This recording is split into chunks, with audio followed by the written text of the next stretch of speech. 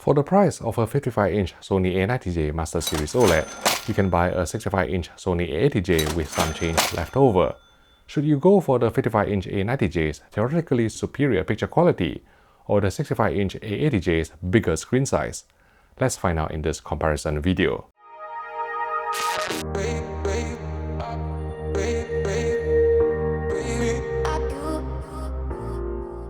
One of the reasons why the Sony A90J is more expensive than the A80J is because of the additional metallic heatsink on the A90J. Now, this has a few advantages, mainly because it allows the heat that is generated from the OLED panel to be dissipated in a quicker fashion. So this heatsink empowers the A90J to achieve a higher full screen brightness, as you can see from this luminance loading test pattern. And when it comes to real-world content, I'm using Miss Peregrine's Home for Peculiar Children here. You can see that the average picture level, or APL, on the A90J can go slightly brighter than what the A80J was capable of. And besides that, the specular highlight detail also sparkle a bit more on the A90J. And if we switch to pan in terms of the 4K Blu-ray, and this is a movie that has been graded to 4000 nits, you can see that the specular highlight detail were also clearer on the A90J because of its higher peak brightness. If you pay attention to the clouds surrounding the sun, you can just see more highlight detail on the A90J versus the A80J. And remember, when I reviewed the A90J, I talked about how Sony's BRAVIA XR processing managed to polish up the chrome grills and also make the flames from the electric guitar more saturated.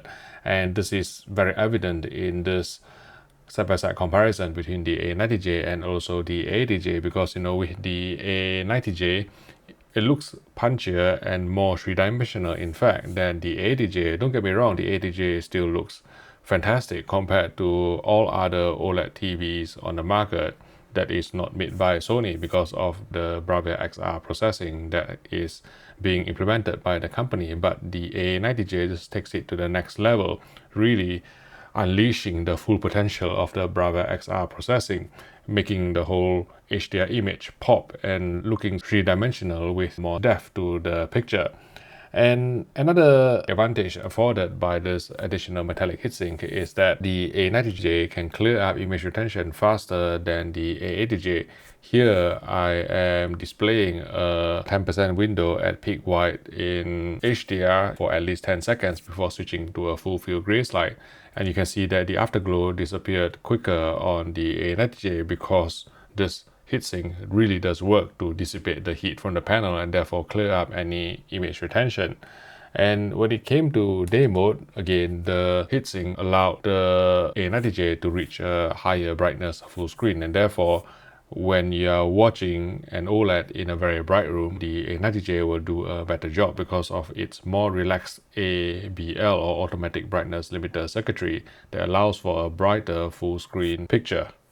Next, we will discuss another difference between the A90J and the A80J, and that is in terms of the panel, at least on the 55-inch and the 65-inch models which I have here.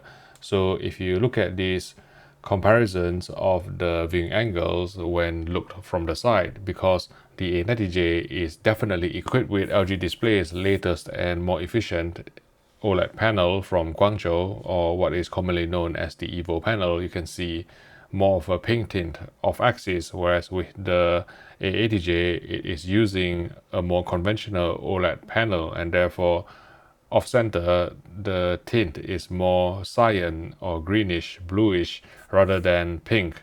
And another thing that we need to talk about is the anti-glare coating on the front of the A80J and the A90J.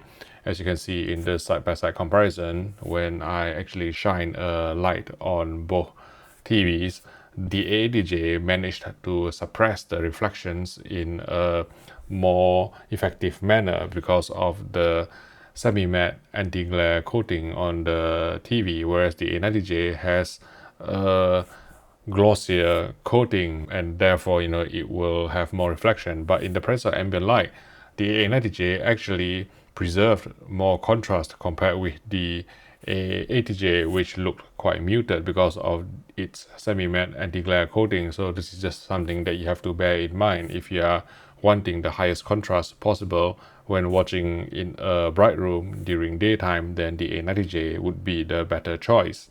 After discussing those key differences, I want to talk about video processing, and because both TVs are equipped with the MediaTek MT5895 chipset, you can expect that the video processing are largely similar if not identical. This video is sponsored by Surfshark VPN. With more and more people staying home these days, Netflix is continuing to cap the bitrate of certain shows, especially in Europe, which will cause the picture to look softer with more compression artifacts such as macro blocking, pixelation, and noise in dark scenes. What if there's a way to access Netflix servers in another country where streaming bitrate is not capped? This is where a VPN comes in. Surfshark allows you to stream content from another country without needing you to be physically there, so you can watch Netflix in higher bitrates and better picture quality. You can also get more content that's not available in your region, perhaps the US Netflix library, which contains more movie titles. For less than the price of a Big Mac per month, you can use Surfshark on as many devices as you want in your household, all at the same time. There's 24/7 live customer support, a 30-day money-back guarantee, and even instructions on how to set up the VPN on your LG or Samsung Smart TV. And for a limited time only, if you use promo code HDTVTest, you'll get 83% off and 3 extra months free. So sign up today and give Surfshark a try. I'll put the link in the YouTube description below. Thanks again for your support. So for example, when we talk about upscaling, it is very difficult to judge up conversion when we are comparing different sizes. But from what I'm seeing, they are equally good. The upscaling is class leading among TV brands. And jaggy suppression was decent. There are still some jagged edges on the third bouncing bar in this HQV benchmark has pattern, and that is for video-based deinterlacing. And when it came to film-based deinterlacing, with film mode engaged, both TVs will correctly detect and process 3/2 and 2/2 cadences. And both TVs will also pass full chroma bandwidth with game or graphics mode engaged. And the native 10-bit gradation in the scene from the Martian is the best we've seen among OLED TVs in 2021. And certainly I think Sony has got its gradation nailed, even without the help of the smooth gradation decontouring filter. And once both TVs are calibrated, you can expect the colors to look very similar, as you can see in this scene from Skyfall, faithfully reproducing the creator's intent when it came to all types of colors, including skin tones. And motion was equally good on both TVs as well.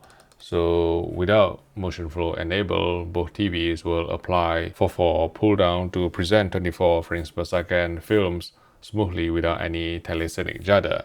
And in terms of motion resolution, you can engage smoothness, which activates motion interpolation, and also clearness, which activates blood insertion simultaneously to elevate the motion resolution to 1080 lines or even higher. And Sony's motion flow algorithm is less prone to introducing artifacts or frame skipping than motion compensated frame interpolation methods that are used by other manufacturers.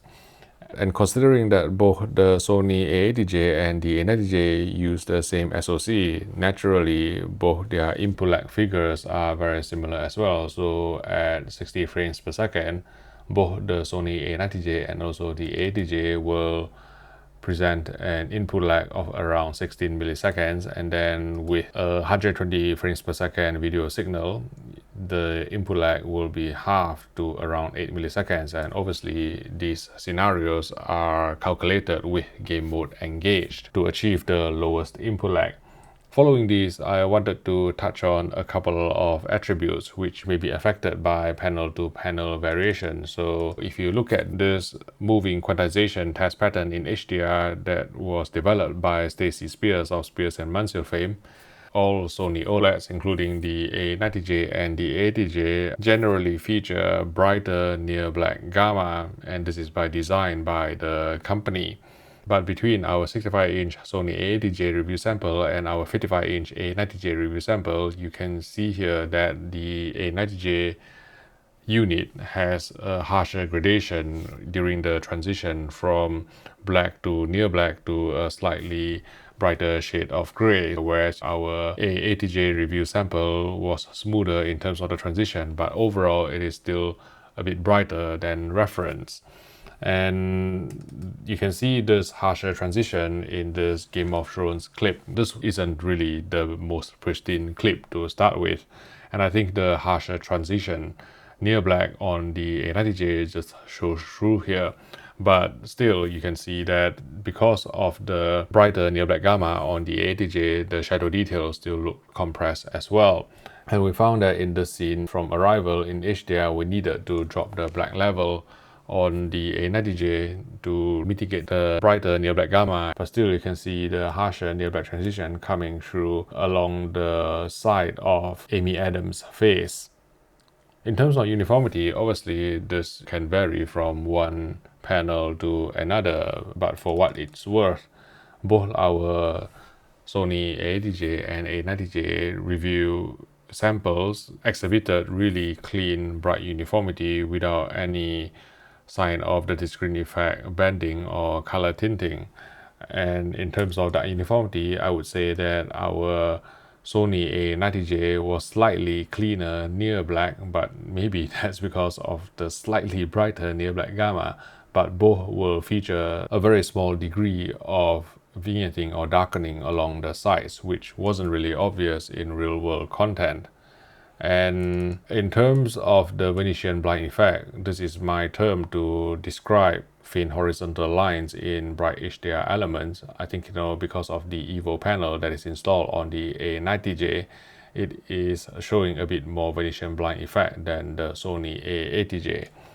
And last but not least, let's talk about the sound quality. And I think, in this scenario, it is actually affected by the different screen size as well. So in theory, obviously the A90J should have the better sound, but I found myself preferring the sound on the 65-inch A80J compared with the sound on the 55-inch A90J, and I think that the larger screen size just allowed the acoustic surface audio plus technology on the A80J to separate the sound better. So I heard better stereo separation, a wider soundstage, and on the A90J I felt that the sound sounded quite coned in and muffled with slightly muddier dialogue, but that may be because of the screen size that I'm using in this side-by-side comparison. And I really did try to mute one TV and then listen to the another to come to my conclusion here. To sum up, the combination of metallic heatsink and EVO panel allows the Sony A90J to achieve higher peak brightness, deliver more impactful HDR and brighter day mode, as well as clear up image retention quicker than the step-down A80J. Given the choice, if I had the space and budget, I would always go for the Sony A90J over the A80J for the best picture quality. But let's face it, I'm probably the most anal videophile that I know, and only the best will do for me. Some people may argue that the sensible money should go towards the A80J, since the jump in picture quality from the A80J to the A90J is not enough to justify the hefty price premium commanded by the A90J. These people may have a point, but that's how the high-end television market has always worked, with the law of diminishing returns and all that. By the same logic, if you really want to be sensible, just get the cheapest OLED TV on the market, an LG A1, a Vizio OLED, heck, just hang on to your plasma from 10 years ago. Now, if the choice was strictly between the 55-inch A90J and the 65-inch A80J, I'm going to stick my neck out and say that I would choose the 65-inch A80J any day of the week. By now, most of you know how I feel about size. Bigger is always better. And a bigger screen size will deliver greater immersion for all types of content you watch on the television, be it SDR or HDR, day or night. And the picture quality is close enough such that you're only going to be missing out in some HDR scenes and during daytime viewing. I would like to thank Richard Sounds Manchester for their help with this video. If you are thinking about getting a new TV, please support this channel by considering buying from them. If you would like to watch some of our other technical OLED TV comparisons, please click here for our playlist, and I will see you in the next video.